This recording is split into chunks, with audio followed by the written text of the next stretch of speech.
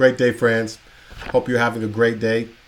Hope today has been a blessing and hope you have accomplished great things. And I'm really just doing a quick check in. I started a series maybe a couple of weeks ago around relationships. And as promised, I said that I would come back to do an update, maybe a step two, if you will, in this series. And so we started off initially talking about relationships, defining relationships, looking at it from a biblically based lens, and understanding the importance of foundations and extrapolating principles from the Word of God. I want to continue this because I think we're really onto something. I think it's really important that those of us who have experience in these areas in life share so that we can encourage others, so that we can help enlighten others who may be struggling a little bit, especially as it relates to this issue. You know, this issue is central. This issue is one that is far reaching. It's pervasive throughout the culture, throughout the country, throughout the world. And so when we look at talking about such a large issue, the best way to do it is like eating an elephant. Well, how do you eat an elephant? One bite at a time.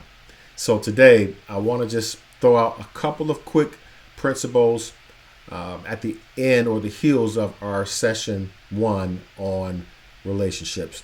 One of the key areas that I kind of ended with is around making sure that you are in a place, a healthy place, strong place, to be able to have healthy relationships. That is critical.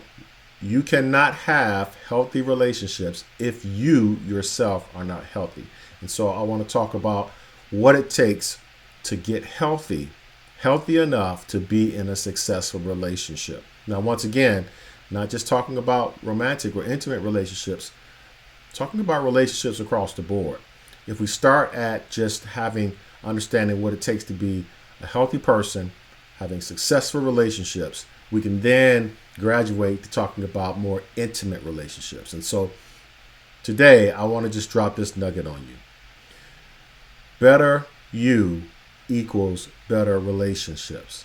So what are you doing to better yourself as a person, to make sure that you're healthy, to make sure that you are growing, make sure that you are addressing issues from the past so that they don't creep up into your present and in your future and sabotage your future. And you know, this is really crucial because have you ever known someone, or maybe you yourself, you've been in a relationship, it's going great, you're making progress, enjoying the relationship, then all of a sudden something creeps up from your past that triggers you. So I want you to remember that word, trigger. Something that triggers you. Now that's a word that's used oftentimes in the professional world, the mental health world, trigger. A trigger will often point back to a trauma in your life, something that took place in your past that will trigger you or that will create a reaction. It will bring out a reaction in you.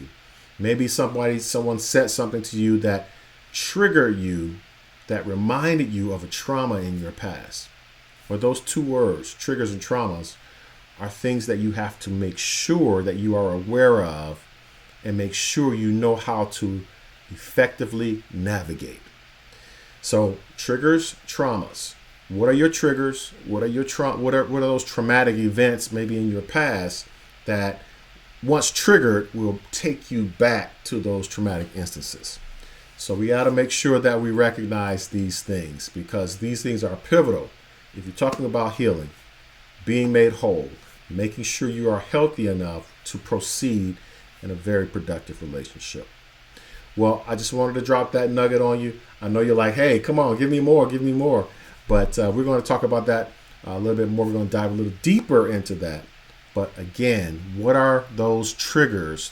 What are the things that trigger you that perhaps take you back into trauma? Now, identify those trauma because you can't conquer what you don't confront. but you can't confront what you don't identify. So make sure you understand that that's going to uncover a lot, maybe some things that are not comfortable for you. But you know what? We have to embrace being uncomfortable a while in order to heal properly. All right, brothers and sisters, that's it. I hope that helped you today. We'll talk to you again on the next session.